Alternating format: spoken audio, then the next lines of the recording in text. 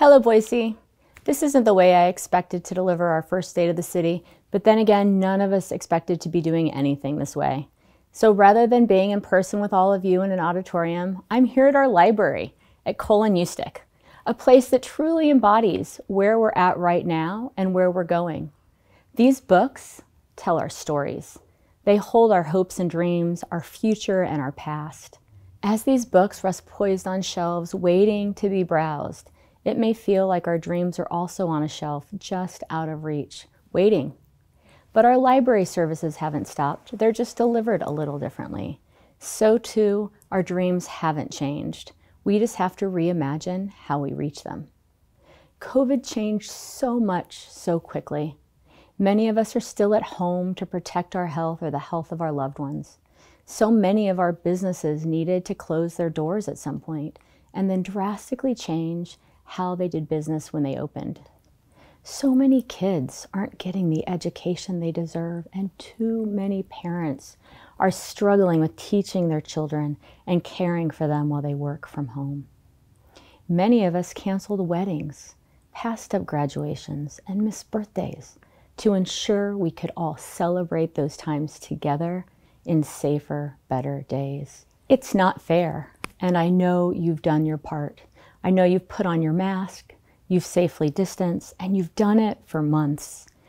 I know you want this to be over. I want this to be over. It pains me to see closed signs, to have people asking for help without anyone to hear their pleas.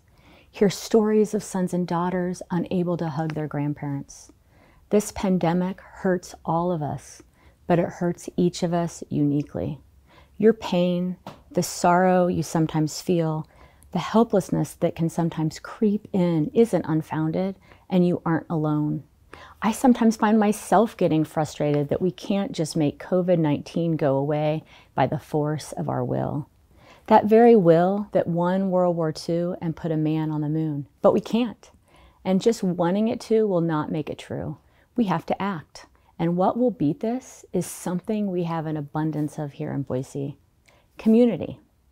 As I run through our neighborhoods and our foothills, I see persistence, the generosity, the patience and caring, the very community that will get us through this. I see people dropping off groceries for neighbors in need. I see the healthy mowing the lawns of the vulnerable. I see people talking in masks, checking in on their neighbors, making sure they're okay. We might be physically distanced, but this is drawing us closer. We're hoping harder and wanting more. If we can tackle these challenges, which we will, we can do anything, and urgent dreams won't be put on hold forever. Our libraries are a great example. We've refused to shut down fully.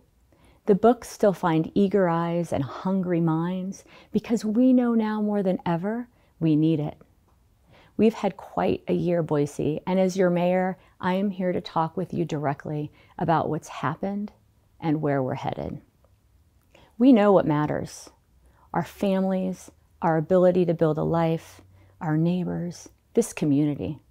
9 months ago, I raised my hand to be sworn in as the 56th mayor of Boise and the first elected woman to serve in this role. The chambers were packed to capacity, and we gathered strength and optimism and hope from each other. I looked out and felt a sense of wonder, that hope, and a deep sense of gratitude as I saw your faces and those of children like my own son and daughter, who wouldn't, without you, have known that after a century and a half, a woman in Idaho would be elected mayor of its largest city. And something that had never been done before felt routine because of you.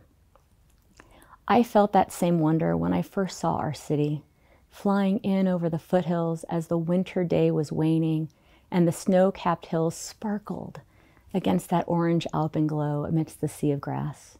My husband and I had a simple dream of finding a good job, a safe and clean place to raise a family, and a community to build a life and find meaning. I was inspired, excited to dig deep into this remarkable place. It was our dream, but it was an everyday dream, a Boise dream, an American dream.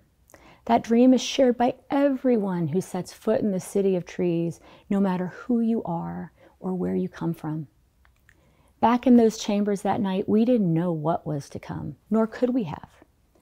Less than 3 months into office, we were hit with one of the worst pandemics this country has ever seen.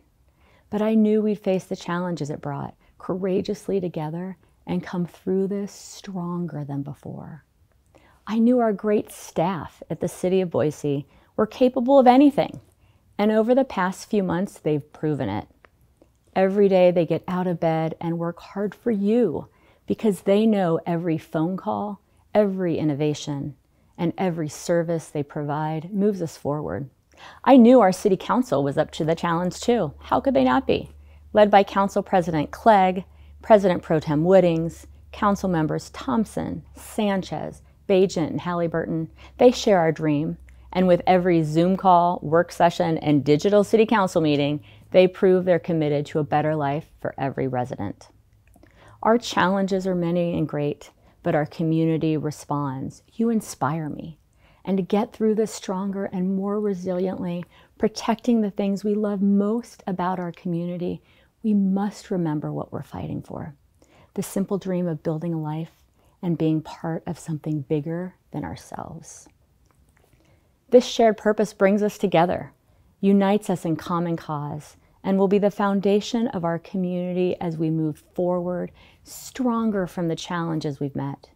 You were there in March, when during those dark, cold days of winter, Boise became the first city in Idaho to pass a public health order closing City Hall. We then announced that bars and restaurants would close, and in anticipation of the governor's stay-home order, we asked ourselves what more we could do in partnership with members of our community to make sure the needs of our most vulnerable were met and the health of our residents protected. We recognized these would be very tough days, but the problem wouldn't go away if we ignored it. We were blessed to have purpose, to have you as a partner. We came together in common cause against uncommon dilemmas. Essential workers went out and met the virus head on, bravely providing services to all of us. Some of us stayed home, holding the illness at bay. We developed partnerships to help us deliver services and protect our residents.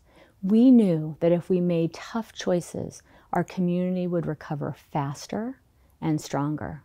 We did what was right. To those whose livelihoods were impacted by these closures, I thank you. I know that this was so terribly tough on you. You waited and waited for unemployment benefits. You waited for assistance, some of which is still yet to arrive. We as a country and state can do better. To those whose jobs required you to be on the front lines, protecting our residents, caring for our sick, I thank you. These times highlight the sacrifices that first responders and medical professionals make to protect our health and safety every day. We're a better city because you call this home. I'm proud of the people of this city and the partnerships we forged. People like Jonathan Amissa, who came to Boise as a refugee, saw that his fellow Boiseans were in need and decided to use a hidden skill he hadn't used since he was in Africa, sewing. He brought knowledge across the ocean and used it for the benefit of his community right here in Idaho. At first, he made 10 to 15 masks and 4 plastic barriers for medical transport drivers. Then he got ambitious and distributed over 100 masks to refugees like him who were frontline workers, and over 400 masks to neighbors, patients, and those most vulnerable in the Treasure Valley. I'm proud of institutions like the Interfaith Sanctuary, who partnered with the city to help ensure that our homeless would not be forced into the cold. Together, we found roofs for over 200 families. We kept those that tested positive housed safely. We kept those who were medically fragile housed safely. And we kept our vulnerable inside and safe through innovative partnerships. Treefort, showing how much they cared about our community, called off their festival before we'd required events to cancel. They were the first, helping lead the way at a significant cost to themselves, but for the benefit of each of us. And they did it again just this month. The COVID Cultural Commissioning Fund helped support the most creative amongst us so they could still paint, dance, sculpt, and sing. We need the spirit that they bring. United Way and the Idaho Community Foundation Fund has provided over $1.3 million to trusted organizations and local communities, helping low-income and vulnerable Idahoans affected by the crisis. And City of Good is a homegrown initiative created by Boise businesses and civic organizations to keep restaurants working when they were closed, with the purpose of providing meals to those in need. It's a program that will live on long after the pandemic that inspired its creation has become a memory. This is just a glimpse into the amazing partnerships that have come out of these very trying times. There are countless stories of individuals and institutions who rose to the challenge, too many to name, all of whom provided food, shelter, childcare, encouragement, and everything we've grown to expect from this great community that is Boise. We will recover. But we know history isn't a straight line, and neither will be our recovery. Things will get better, then tougher, and then better again. We need each other. And throughout, recovery depends on us staying true to who we are and who we've been over the last few months. Maintaining focus on the importance each of us places on our families and our community. Recognizing that the way we live our lives has changed and will remain changed. We have to have patience with uncertainty, and we have to address the challenges that our community members were facing before this, laid so much more bare for all of us to see by the economic crisis that ensued. How do we move forward? Well, we already are. We convened an economic recovery task force to chart the economic opportunities and deep vulnerabilities that COVID-19 exposed in our city.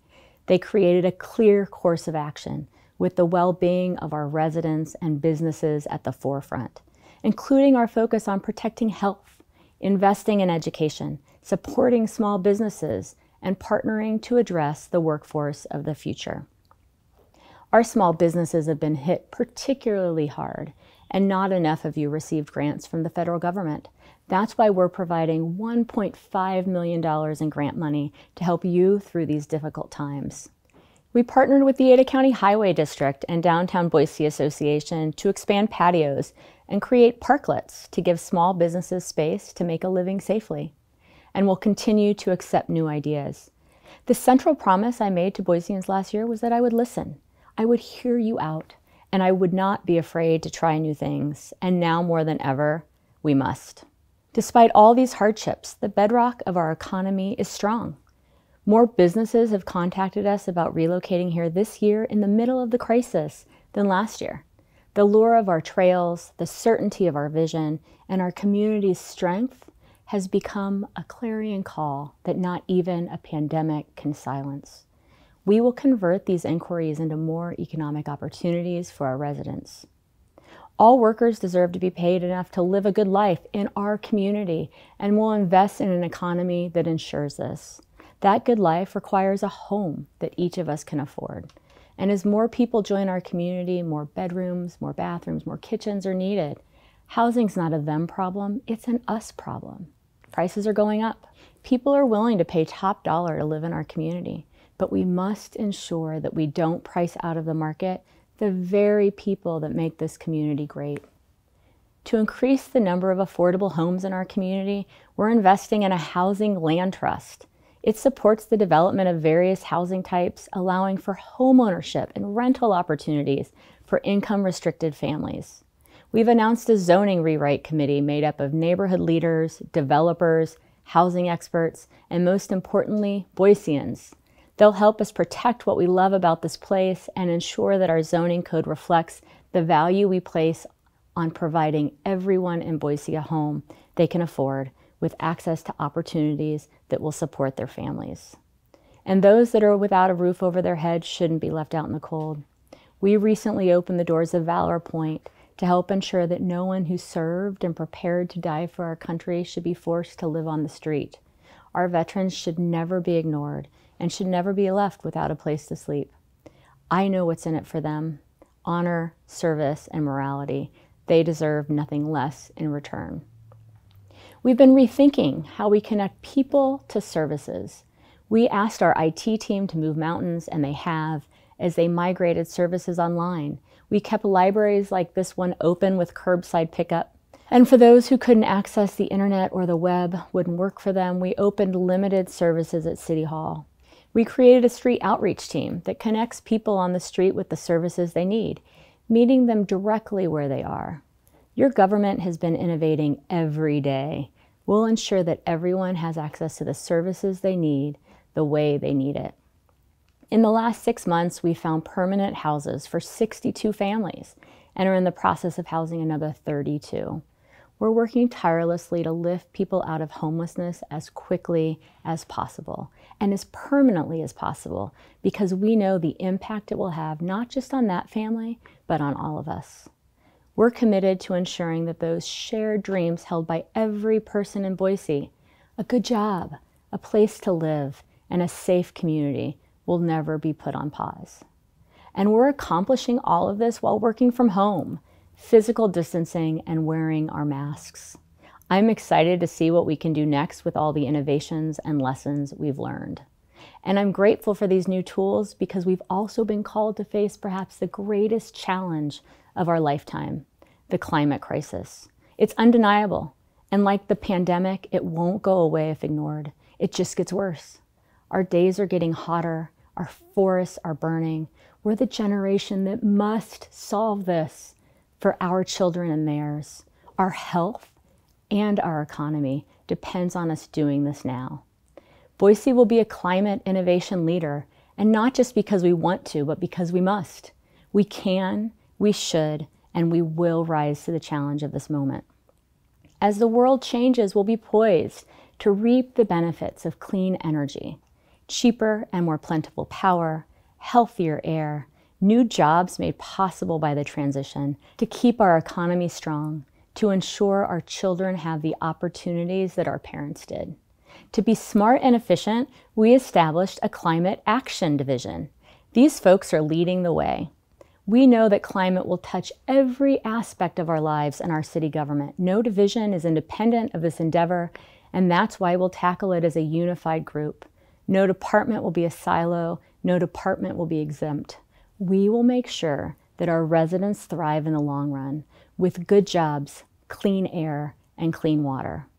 We'll tackle every issue through this lens with people and opportunity at the center of our work. Our goals are both ambitious and necessary.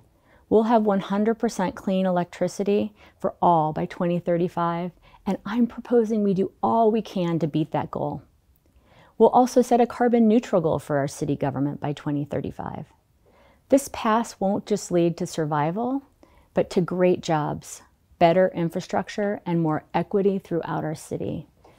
We are going to blaze a path to carbon neutrality with our city operations and then apply those lessons learned to set an aggressive community goal. And as we move closer to our goals, we will become healthier. And we'll ensure that those who often suffer the brunt of climate impacts share in the benefits. We'll ensure that all of Boise is equal when it comes to health and climate. The tools to meet our goals are in high demand throughout the world, and as we innovate techniques here, we'll be able to export them, building a sustainable, clean, and thriving economy.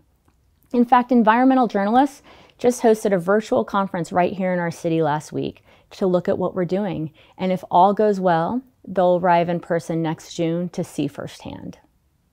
I envision a Boise where everyone can go outside without choking on smoke, one where we get to our good-paying jobs without paying for gas that's causing us harm, one where water is plentiful and clean, and where food is abundant and available to everyone.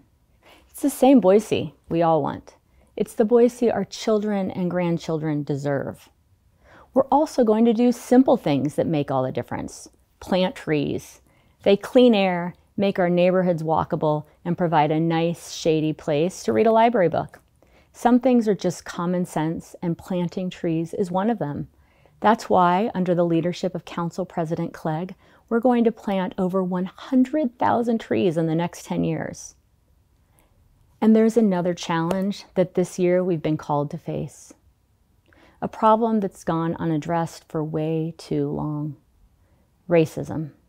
Systemic racism has hurt too many people across this country, this state, and yes, this city. I know it's uncomfortable to talk about, but I also know that like the virus and climate change, it will not go away if we ignore it. The impact of systemic racist policies has been passed down to us, and our generation must undo the harm and strengthen our community through it. Our state has a troubled record on race. We've seen housing discrimination, profiling of communities of color, and an Aryan nations compound that existed for far too long. These are facts, even if we'd like them not to be. But we've shown again and again that we'll stand against this. This centuries-long problem won't be solved in a training or a series of conversations. It requires an ongoing commitment that I'm making to those who call Boise home.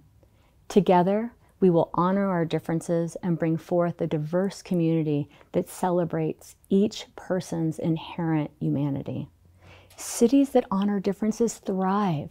Societies that cherish diversity are historically more innovative, more successful, safer, and yes, they have better, higher paying jobs. It's just common sense. Boise, that's where we are. Those are the challenges, and we will get through them. And I know we will be successful. Many people ask how I can be so sure, and I often think of the students we've seen marching on our Capitol in the last few years, sometimes walking out of school, demanding more from those of us that can to impact climate, public safety, education, opportunity. They've demonstrated a deep sense of connection to each other, to this community, and to our country. They understand that we must act now. They offer solutions, challenge us in the immediacy of the moment, and shine moral clarity on our disillusioned politics. They do it again and again and again. I know when I receive a letter from Aubrey, a second grader, with suggestions on how our city could help protect restaurant workers and our residents who frequent them. When a third grader shows up in my office hoping to talk with me about local government, and throughout the conversation and through her mask, she giggles as she says with certainty that someday she'll work in this office to make our community better. Our children tell us things we should already know. Kids should feel safe in school. Women should be treated the same as men. Climate change is an existential threat. Teachers are essential, and Black Lives Matter. They embody the exceptionalism Americans aspire to and remind us that we must do more. Their dreams are for all of us. When people ask how I remain so optimistic, I wonder, with what's happening around us and seeing the sea of their faces in my mind, how could I not be? Together, our community will tackle these challenges, and our story will tell it. I know years from now we'll return to this library, we'll take a book from the shelf and read about this moment. We'll learn that we did not lose our way, that we didn't lose the soul of the city we loved, and instead we protected each other and this place. We made progress and charted a future that enabled our kids and theirs to find the opportunities we had. The pages will tell stories of your actions, how we didn't just survive, but we thrived. Thinking back again on that first time I saw our city, newly married and with a mind full of expectations, I knew that this was the place for us. I didn't know what was next, but Scott and I, like so many of you, felt called here. We found people who welcomed us, opportunities to build the life we dreamed of, and purpose and common cause to protect this place we fell in love with. It's that simple, yet so universal. Each of us wants a community to create, a home, a life here in this special place.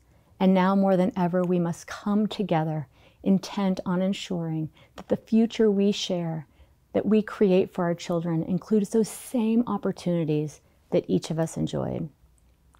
I intend to fight like hell with each of you, Boise, and together we will pen the pages of a new book about a healthy, prosperous, and welcoming city for everyone.